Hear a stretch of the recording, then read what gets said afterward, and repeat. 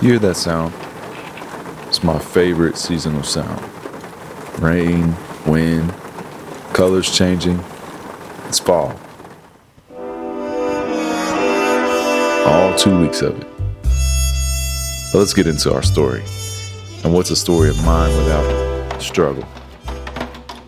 I promise I'm not as bad at my art as some of my mistakes may indicate. So you probably watch a video or two and think, man, this goofball, I don't know how he gets any orders. I promise it comes together. Just hear me out for just a second. Here to pick up some slabs because I'm rebuilding another table. It's going to be cool though. It's going to be nice. That's the cost of doing business, I guess. Sometimes things go wrong.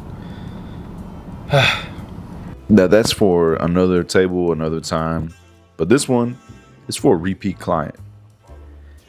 Here's the thing about wood that I've learned the hard way is everything that has to do with the natural world, you can't manipulate it.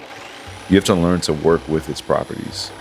That's just a smart person way to say wood is unpredictable.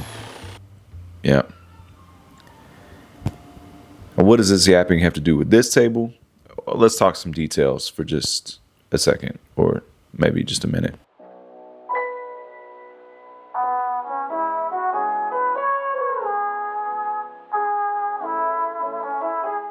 An interesting detail about this table is going to be inside a custom airport hangar for this repeat client of mine. They enjoy aviation, they enclose the room, they want some cool items in there, including this table. If you've seen one of these videos, you've seen plenty of them. This is the prep work. I'm extending the slab to make sure that I add a little bit of a natural look on one of the checks that was in the slab. And it also helped me with the length on this one. This form is a little bit wider than the actual table. It's 72 inches by 36 inches wide. The form is actually 43-ish, so I could silicone it.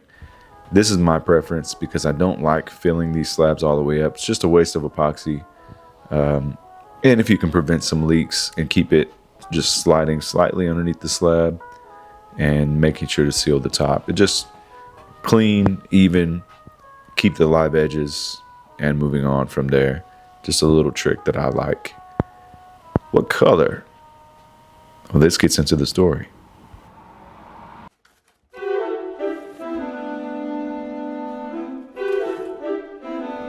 Something I do a little bit differently than you may see around on YouTube or whatever else on social media. I mix a lot of my colors with a black paste.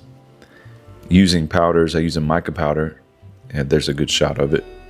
And just a little pin drop of black. And what does that do? It always enhances the colors. It adds this sort of black swirl, just a subtle black swirl. It darkens your color if you wanted to do something like the emerald that I'm doing. And it doesn't really matter what powder you use. You can always accomplish this darker look. But a little tiny pin drop of paste goes a long ways. It's just something about adding this little extra quality of color.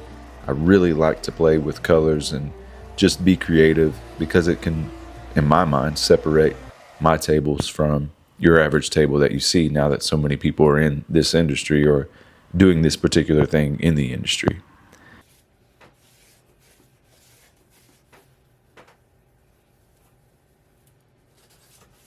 My intention was not to do more than one pour, but I ran short of epoxy, so here we are.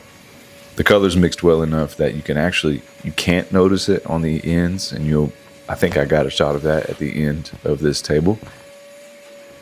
Normally, when you're doing more than one pour, it shows up on the ends. When you reveal that epoxy and you sand it down, a person could clearly see, but this one stayed pretty even, so just kind of fortunate on that. That's not something I'd typically like to risk.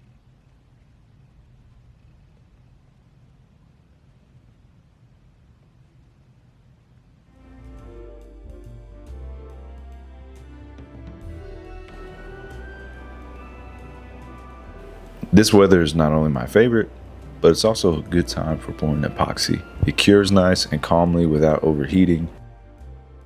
Now this piece is solid. The next steps in the process, as you may have gathered, is I'm taking it to the CNC shop. If you're just now building pieces like this, I highly recommend buying a CNC if you're a baller, or just find a local shop where somebody already has it and you incorporate that into your budget. I use a local shop. I send pretty much every piece that I need CNC to him, so we have a pretty good working relationship. I also buy several other things from him, and that allows me to curb a little bit of the cost just because I'm a frequent flyer. Incredible color. I'm so happy with that.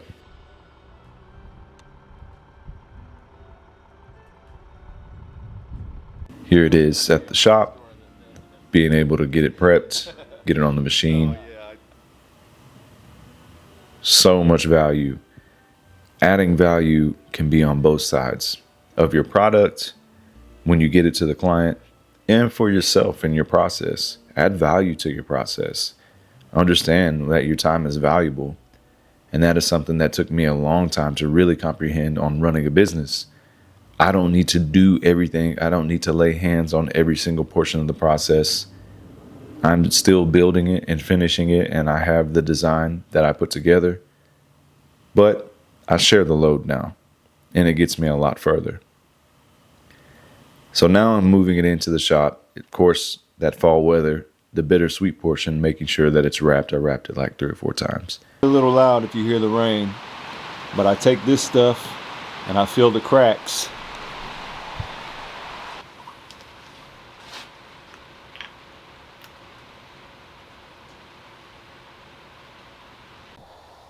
Once all of that is done, it's time to shape these edges up.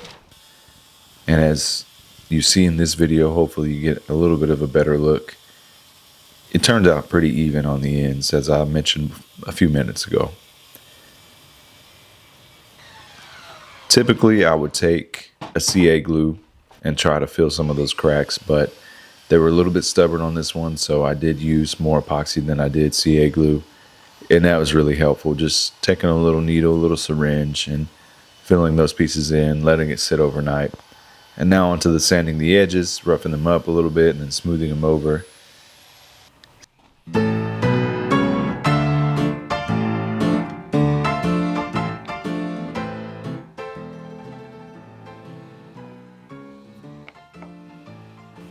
Another interesting note about this client is a year ago, they purchased a walnut desktop and another epoxy tabletop that went into their office.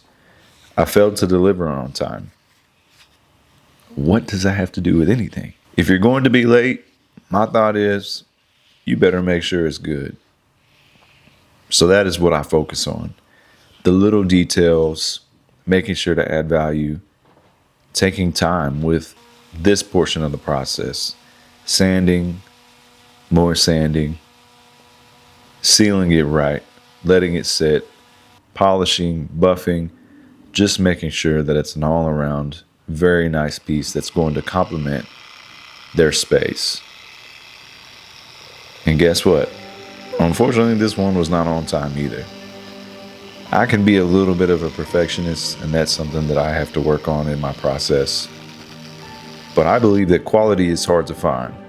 It doesn't mean you should take advantage of a person's patience, but you can take care of someone and show that you appreciate their business by giving them the best quality piece or product that you possibly can and providing a service. Show them that you care. Clients appreciate an artist, but any human just appreciates honest effort. That's real value. Ciao.